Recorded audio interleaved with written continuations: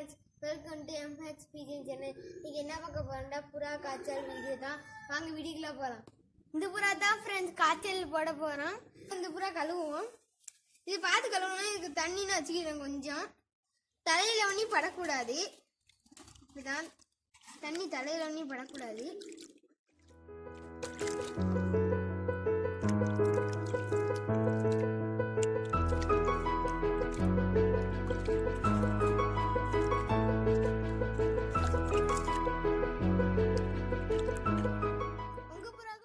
பண்ணுங்க புறா தலையில போடாம தண்ணி.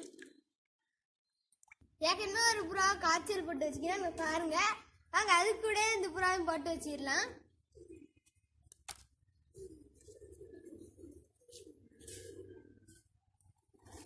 இது கூட எடுத்துட்டு வச்சு நம்ம வெயில்ல வைக்க போறோம்.